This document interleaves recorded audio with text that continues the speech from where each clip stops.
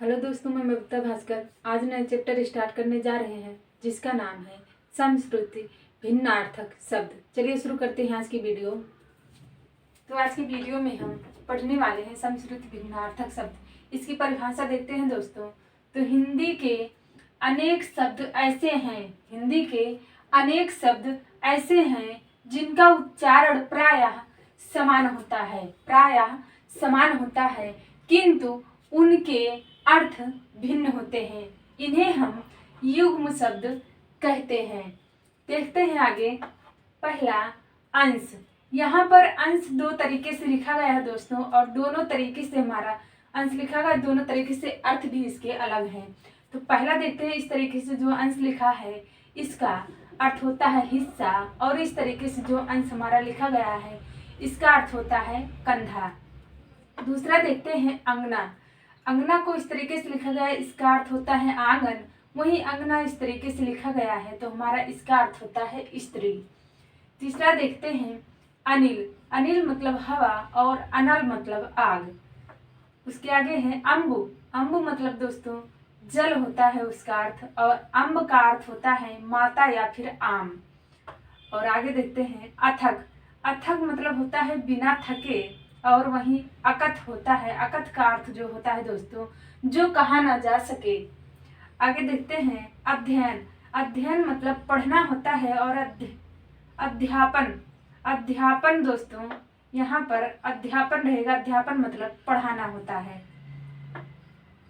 आगे देखते हैं, अधम। अधम मतलब नीच होता है, और अधर्म मतलब पाप होता है। अगला है हमारा अली। अली मतलब सखी, अली मतलब भौरा। अली मतलब सखी, अली मतलब भौरा। और आगे है हमारा अम्बुज। अम्बुज मतलब कमल, और अम्बुधि। अम्बुज मतलब कमल होता है दोस्तों, अम्बुधि। अम्बुधि मतलब सागर होता है। अगला है हमारा आसन।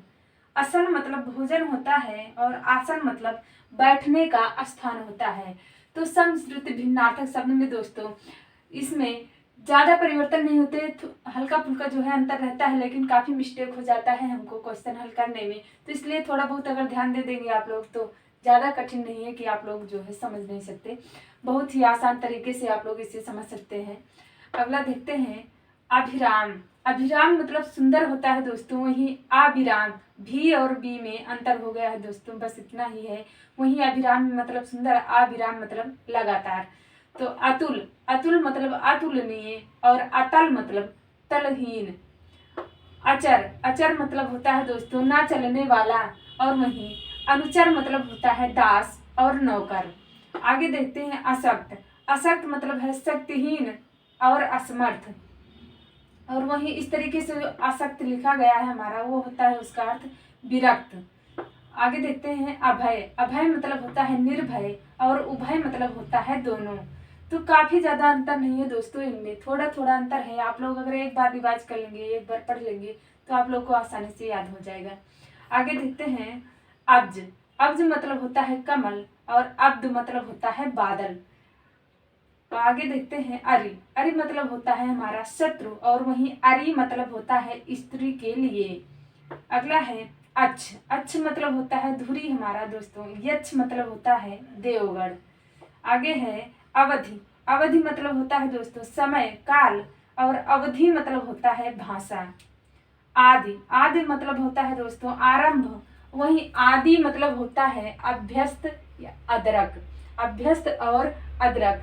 आगे देखते हैं, आरती। आरती मतलब होता है दुख, और आरती मतलब होता है दोस्तों पूजा अर्चना करना। और आगे है आर्त। आर्त मतलब होता है दुखी। यहाँ पर दोस्तों आरती मतलब दुख होता है, यहाँ पर आर्त मतलब दुखी है। और आर्द्र मतलब होता है नमी या फिर गीला। आगे देखते हैं, इत्र।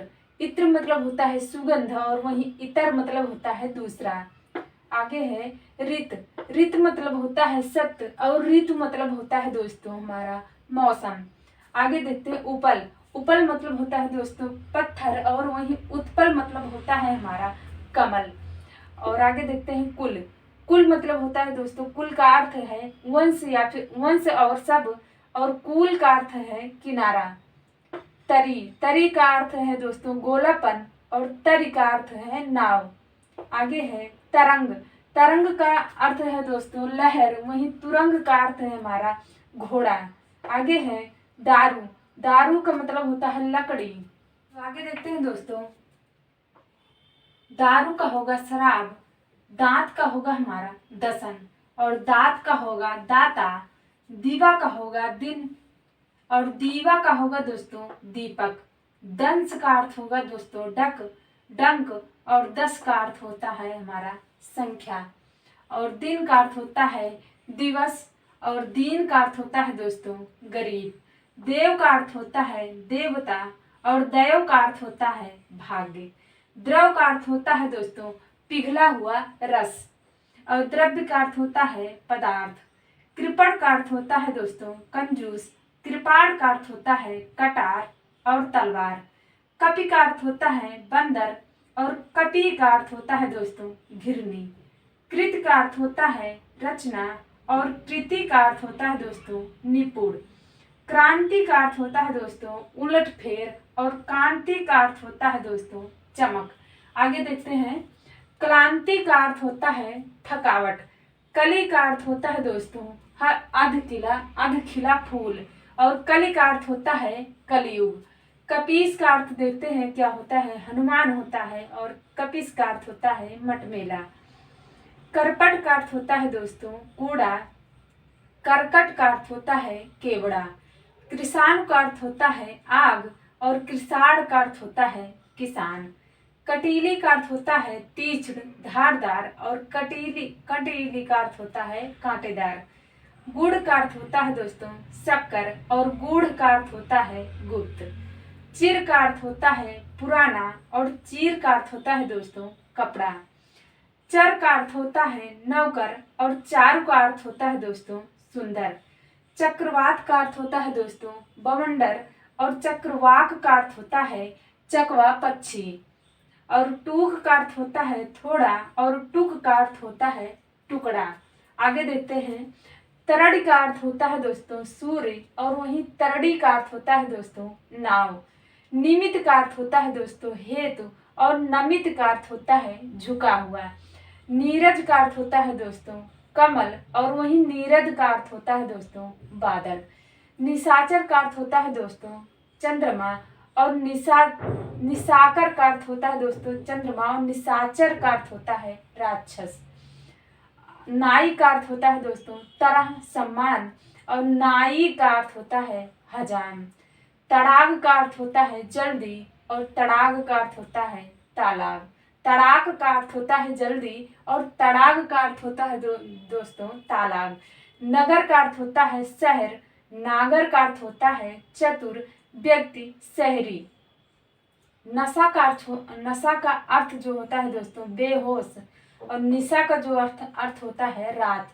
नाहर का जो अर्थ होता है दोस्तों शेर, और नहर का जो अर्थ होता है सिंचाई के साधन और नदी। और निशान का अर्थ होता है दोस्तों झंडा, और निशान का अर्थ होता है चिन्ह। परुष का अर्थ होता है दोस्तों कठोर, और पुरुष का अर्थ होता है व्यक्ति और नर। अगला शब्द है प्रसाद। प्रसाद का अर्थ होता है भोग, और यहाँ पर जो अलग प्रसाद प्रासाद लिखा है जो उसका अर्थ होता है महल। आगे है प्रबल। प्रबल का अर्थ होता है शक्तिशाली, और वहीं प्रवर का अर्थ होता है जो दोस्तों वो होता है गोत्र और श्रेष्ठ। और अगला है परिणाम। परिणाम का अर्थ होता है दोस्तों फल, और परिमाण का अर्थ होता है मापन या फिर मात्रा। और अगला है पीक। पीक का अर्थ होता है दोस्तों पान आदि का थूक। पान आदि का थूक। और पीक का अर्थ होता है दोस्तों कोयल। आगे देखते हैं दार। दार का अर्थ होता है पत्नी भार्या, और द्वार का अर्थ होता है दोस्तों दरवाजा। अगला है हमारा निहित। निहित का अर्थ होता है दोस्तों मरा हुआ, और निहित का अर्थ होता है दोस्तों मरा हुआ, और निहित का अर्थ होता है संलग्न। निर्झर का अर्थ होता है दोस्तों झरना, और निर्जर का अर्थ होता है देवता। परीक्षा का अर्थ होता है इम्तिहान, और परीक्षा ये इस तरीके से परीक्षा जो लिखा है इसका अर्थ होता है कीचड़। प्रहर। प्रहर का अर्थ होता है दोस्तों समय, और प्रहार का अर्थ होता है आगत चोट।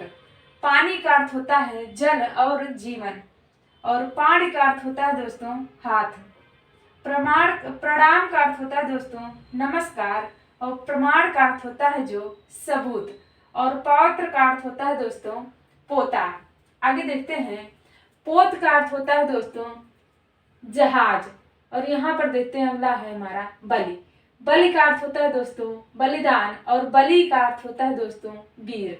वात का अर्थ होता है दोस्तों वचन, और वात का अर्थ होता है वायु। अगला है बहु। बहु का अर्थ होता है दोस्तों बहुत, और बहु का अर्थ होता है दोस्तों पुत्र वधू। अगला है वार। बार। बार का अर्थ होता है दफा, और वार का अर्थ होता है चोट दिन। अगला है बाण। बाण का अर्थ होता है दोस्तों आदत, और बाण का अर्थ होता है तीर। आगे है पवन। पवन का अर्थ होता है दोस्तों हवा, और पावन का अर्थ होता है दोस्तों पवित्र। आगे है भित्ति। भित्ति का अर्थ होता है दोस्तों दीवार, और वहीं भीत का अर्थ होता है डरा हुआ। आगे है मनुज।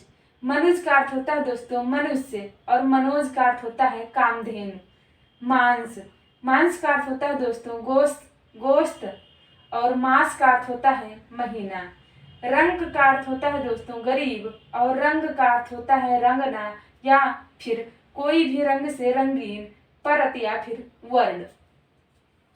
अगला देखते हैं लूटना। लूटना का अर्थ होता है दोस्तों बर्बाद होना, और लूटना का अर्थ होता है लूट लेना। मल। मल का अर्थ होता है दोस्तों गंदगी, और मल्ल का अर्थ होता है पहलवान योद्धा। लक्ष्य का अर्थ होता है दोस्तों उद्देश्य, और लक्ष्य का अर्थ होता है लाख। आगे देखते हैं सूर। सूर का अर्थ होता है दोस्तों वीर, और सुर का अर्थ होता है देवता लय। वसन का अर्थ होता है दोस्तों कपड़ा, और व्यसन का अर्थ होता है बुरी आदत। शराब का अर्थ होता है मदिरा, और शराब का अर्थ होता है प्याला मिट्टी का। सब का अर्थ होता है दोस्तों रात, और सौ का अर्थ होता है दोस्तों लाश। अगला है शास्त्र। शास्त्र का अर्थ होता है सैद्धांतिक विषय, शस्त्र का अर्थ होता है हथियार। सर का अर्थ होता है तालाब, और सर का अर्थ होता है तीर। सूत का अर्थ होता है धागा, सूत का अर्थ होता है बेटा।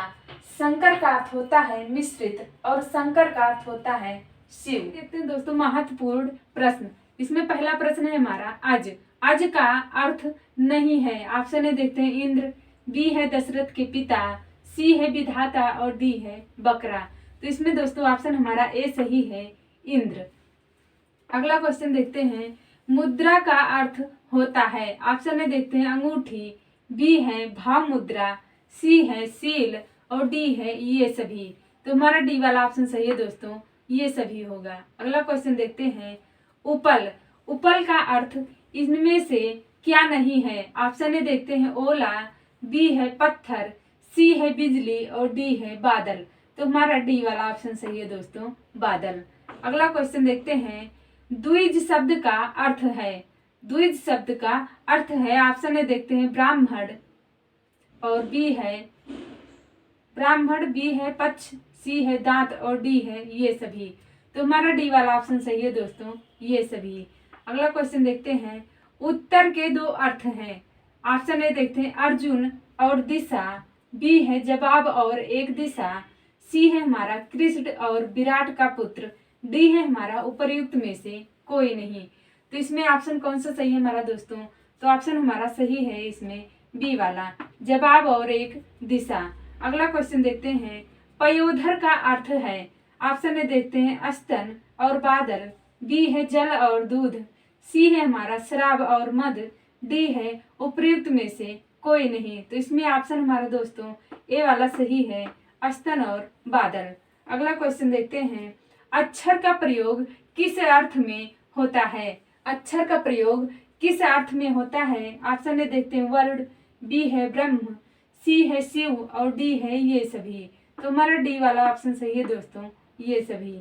अगला क्वेश्चन देखते हैं विधि का अर्थ है। ऑप्शन ए देखते हैं ब्रह्मा, बी है विष्णु, सी है शिव और डी है ये सभी। तो हमारा ऑप्शन ए सही है दोस्तों ब्रह्मा।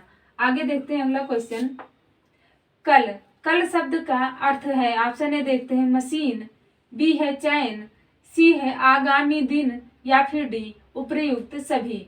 तो हमारा डी वाला ऑप्शन सही है दोस्तों, उपर्युक्त सभी होगा। अगला क्वेश्चन देखते हैं। वर, वर के दो अर्थ हैं। ऑप्शन ए देखते हैं वरदान और दूल्हा, बी है काव्य और रस, और सी है हमारा यहाँ और वहाँ, डी है इनमें से कोई नहीं। तो ऑप्शन हमारा ए सही है दोस्तों, वरदान और दूल्हा। अगला क्वेश्चन देखते हैं। कोक शब्द का प्रयोग किस अर्थ में नहीं होता है। ऑप्शन ए देखते हैं चकवा, बी है कोयल, सी है हमारा कामशास्त्र और डी है विष्णु। तो हमारा डी वाला ऑप्शन सही है दोस्तों, विष्णु। अगला क्वेश्चन देखते हैं। अंबर का अर्थ है। ऑप्शन ए आकाश, बी है वस्त्र, सी है हमारा ए और बी दोनों, या फिर डी उपर्युक्त में से कोई नहीं। तो ऑप्शन हमारा सी सही है दोस्तों, ए और बी दोनों है। अगला क्वेश्चन देखते हैं। नीलकंठ के दो अर्थ हैं। ऑप्शन ए विष्णु और शिव, बी है शिव और पक्षी, सी है सर्प और शिव, और डी है उपर्युक्त में से कोई नहीं। तो ऑप्शन हमारा बी सही है दोस्तों, शिव और पक्षी। अगला क्वेश्चन देखते हैं। कनक शब्द का अर्थ है। ऑप्शन ए है सोना, बी है धतूरा, सी है ए और बी दोनों। तो इनमें से कौन सा सही है दोस्तों, हमारा सी वाला ऑप्शन सही है, ए और बी दोनों हैं। अगला क्वेश्चन देखते हैं।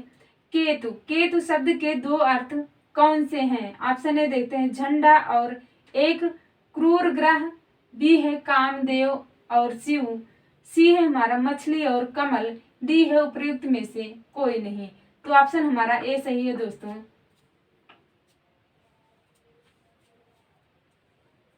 तो दोस्तों आज की वीडियो हमारी यहीं पर समाप्त हुई। आप लोगों का बहुत बहुत धन्यवाद।